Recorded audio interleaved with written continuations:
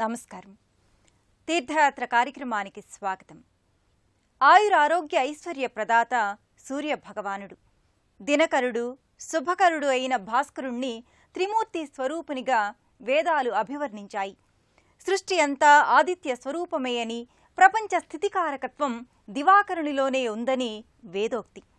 కాలచక్రాన్ని పరిభ్రమింపజేస్తూ ప్రత్యక్ష నారాయణునిగా ప్రణతులందుకుంటున్న దైవం సూర్యనారాయణుడు. దిశాంచపతయే నమః అంటూ దిక్కులకు అధినాథుడైన సూర్యదేవుణ్ణి మనం ఆరాధిస్తాం. అలాంటి విశిష్ట స్వరూపుడైన సూర్యభగవానుడు అర్చామూర్తిగా భానులింగేశ్వరుని సహితంగా కొలువుదీరాడు. ఆంధ్రప్రదేశ్లోని కాకినాడ నగరంలో ఈ ఆలయం నెలకొని ఉంది. ఈ ఆలయ విశేషాల్ని నేటి తీర్థయాత్రలో వీక్షిద్దాం.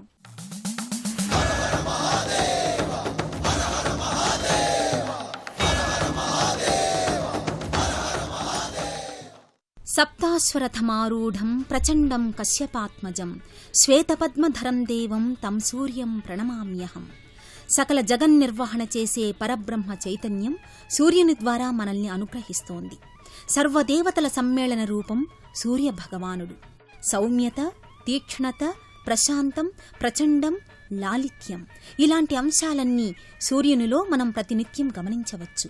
ప్రత్యక్ష దైవంగా తూర్పు దిక్కున నిత్యం ఉదయిస్తూ తన కిరణాలతో మనకు జీవశక్తిని అందిస్తున్నాడు సూర్యభగవానుడు.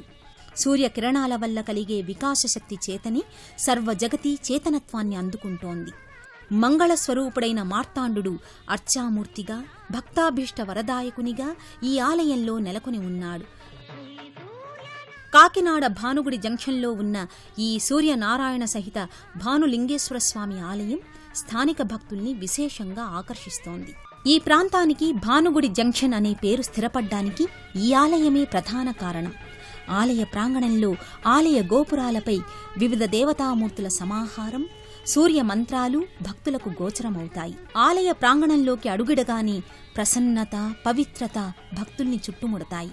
ప్రతి ఆదివారం సూర్యనారాయణ స్వామి వారిని దర్శించుకోవడానికి భక్తులు ఈ ఆలయానికి విశేషంగా విచ్చేస్తారు. అఖండ తేజోస్వరూపుడు, పూర్ణ చైతన్య రూపుడు సూర్య భగవానుడు. అనుగ్రహించటం, లాలించటం, పాలించటం, పోషించడం, కర్మాచరణకు శక్తినివ్వడం సూర్యుని వల్ల మనకు అందే ప్రధాన ప్రయోజనాలు. సకల వ్యాధులకు తన కిరణ ప్రభావంతో దివ్యమైన చికిత్సను ప్రసాదించే దివ్యశక్తిమయుడు ప్రభాకరుడు. అలాంటి మహిమోపేతుడైన సూర్యదేవుడు గర్భాలయంలో అనంత ప్రకాశంగా దర్శనమిస్తాడు. సప్తయుంజంతి రథమే చక్రం ఏకో అశ్వో వహతి సప్తనామ త్రినాభిచక్రమంజరమన్వరం ఏ నామ విశ్వాభువనాని తస్థుః. 7 కిరణాలు ఒకే రీతిగా కలిగిన రథచక్రంపై సూర్యుడు విహరిస్తాడు. స్వాధీనమైన సప్తమయూఖాలు కలిగి 3 నాభులు కలిగి వినాశం కాని కాలచక్రాన్ని ధరించి భాస్కరుడు సకల లోకాలను పరిపాలిస్తున్నాడు. అలాంటి ప్రత్యక్ష దైవతమైన సూర్యుడు గర్భాలయంలో దివ్యాలంకారయుక్తంగా భక్తులకు గోచరమవుతున్నాడు. 7 గుర్రాలపై నెలకొని మీసకట్టుతో అనంత తేజఃపుంజాలతో స్వామి దర్శనమిస్తాడు. ఎర్రటి పుష్పాలతో సూర్యారాధన విశేష ఫలితాలు కలిగిస్తుంది. అందుకే స్వామికి పుష్పాలంకరణలో ఎర్రటి వర్ణం కలిగిన పుష్పాలను ఇక్కడ అధికంగా వినియోగిస్తారు. అర్కపత్రాలు, అర్కపుష్పాలు అనగా జిల్లేడు ఆకులు, జిల్లేడు పువ్వులతో సూర్యుణ్ణి పూజించడం వల్ల ఆరోగ్య సౌభాగ్యం సిద్ధిస్తుంది. బ్రహ్మస్వరూపముదయే మధ్యాహ్నేతు మహేశ్వరం సాయం ధ్యాయే సదా విష్ణుం త్రిమూర్త్యంచ దివాకరం. సూర్యుడు ఉదయం బ్రహ్మస్వరూపుడు, మధ్యాహ్నం శివస్వరూపుడు, సాయంకాలం విష్ణుస్వరూపుడు. అందుకే భాస్కరుడు త్రిమూర్తుల స్వరూపుడు, త్రిపురుషమూర్తి. అలాగే సూర్యుడు ఉదయం ఋగ్వేద స్వరూపుడు, మధ్యాహ్నం యజుర్వేద స్వరూపుడు, సాయంకాలం సామవేద స్వరూపుడు. కనుక ఆదిత్యుణ్ణి త్రివేదమయుడు అని అభివర్ణిస్తారు.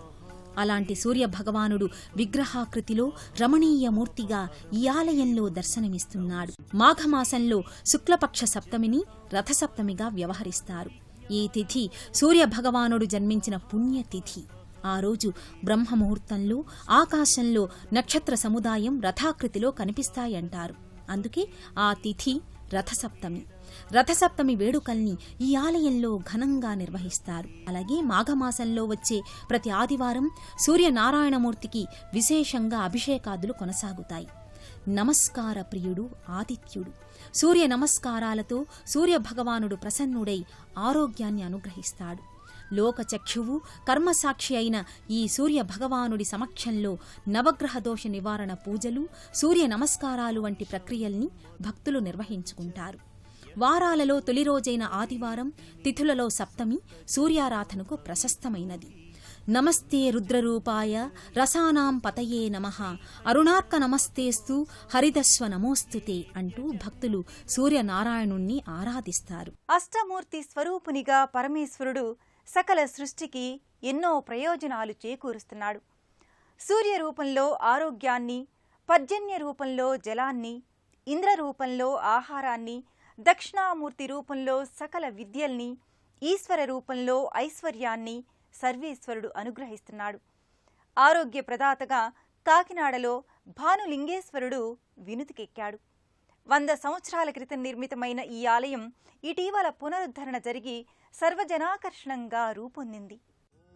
ఐహిక, ఆధ్యాత్మిక, ఆముష్మిక సౌఖ్యాలు, అభ్యుదయ శ్రేయాలు ఎవరి వల్ల చేకూరుతాయో ఆ దివ్య స్వరూపుడే మహాదేవుడు.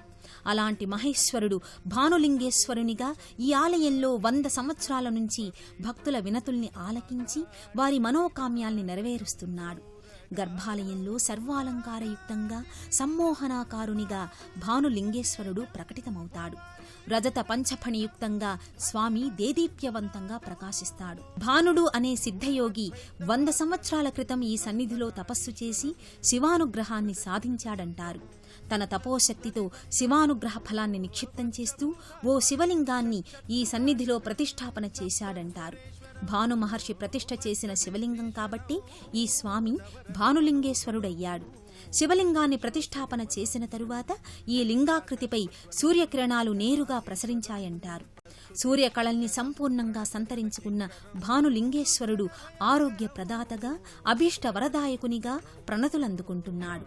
2006 సంవత్సరంలో ఈ శివాలయాన్ని పునరుద్ధరణ చేసి ఆకర్షణీయంగా పునర్నిర్మించారు. భక్తుల యోగక్షేమాల్ని వహిస్తూ వారి సుఖ సంక్షేమానికి కారకుడవుతూ ఈశ్వరుడు తన లీలా విభూతుల్ని ప్రకటిస్తున్నాడు.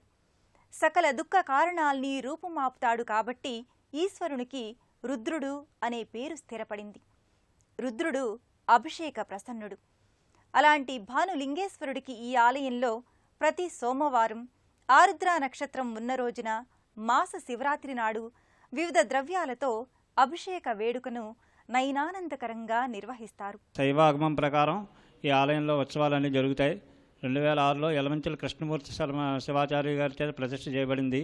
ఈ దేవాలయం పూర్వం భాను అనే సిద్ధయోగి ఉండేవాడు. ఆయన శిష్యులకు శివలింగ ప్రతిష్ఠ చేయమని చెప్పాడు. ఆయన మన నిర్యాణాంతరం ప్రతిష్ఠ చేశాడు. ఆ ప్రతిష్ఠ చేసే సమయంలో సూర్యకిరణాలు పడ్డాయని, దాని చేత భానులింగేశ్వర స్వామి అని పేరు పెట్టారని చెప్పబడుతుంది. ఈ ఆలయంలో కార్తీక మాసం మహాశివరాత్రిలో ఉత్సవాలు జరుగుతాయి. భానులింగేశ్వరాయ నమశివాయ బ్రహ్మాండరక్షక భక్తజన సులభాయ మహేశ్వరాయ. సకల సాధనల పరమలక్ష్యం మనసును మహేశ్వరునిపై నిలపడమే.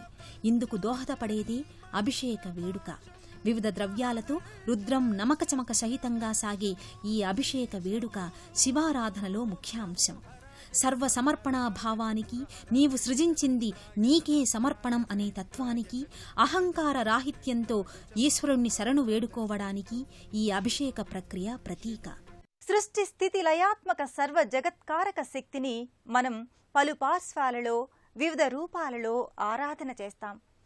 ఆ పరంపరలోనివే జగన్మాత వివిధ రూపాలు, అలంకారాలు. ఆ సంవిధానంలోనిదే శ్రీ రాజరాజేశ్వరీదేవి స్వరూపం. సర్వశక్తుల సమన్వయ రూపమే రాజరాజేశ్వరీదేవి. అలాంటి సమగ్ర శక్తుల సమిష్టి రూపిణి ఈ ఆలయంలో ప్రత్యేక మందిరంలో భాసిల్లుతోంది. నమస్తేస్తు మహామాయే శ్రీచక్ర నివాసిని అంటూ రాజరాజేశ్వరీదేవిని భక్తులు సభక్తికంగా ఆరాధన చేస్తారు. సాధకులను సంపూర్ణంగా అనుగ్రహించే విశిష్ట స్వరూపమే రాజరాజేశ్వరీదేవి.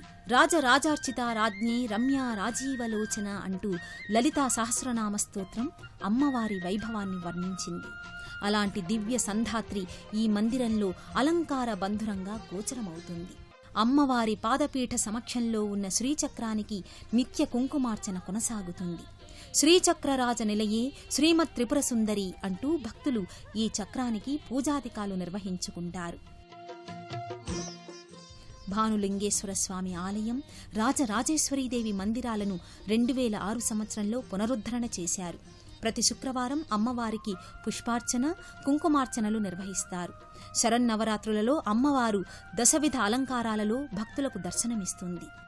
ఈ ఆలయ ప్రాంగణంలోనే సర్వకార్య జయప్రద సిద్ధి వినాయక స్వామి మందిరాన్ని కూడా భక్తులు దర్శించుకుంటారు.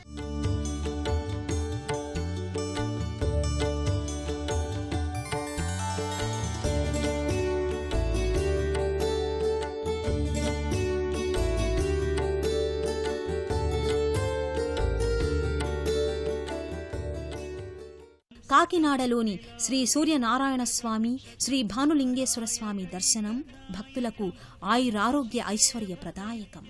ఒకే సూర్యశక్తి పలు విధాలుగా ఈ ప్రపంచాన్ని అనుగ్రహిస్తోంది. సూర్యకిరణాలు తీక్షణంగా ఉన్నా, సౌమ్యంగా ఉన్నా, పరిణామంలో ఆ కిరణాలన్నీ మనకు మంగళదాయకాలి. అలాంటి మంగళస్వరూపుడైన సూర్య భగవానుని, భానులింగేశ్వరుని సత్కృప మనపై సదా వెల్లివిరియాలని ఆకాంక్షిద్దాం. మరో క్షేత్ర సందర్శనంతో మళ్లీ కలుసుకుందాం.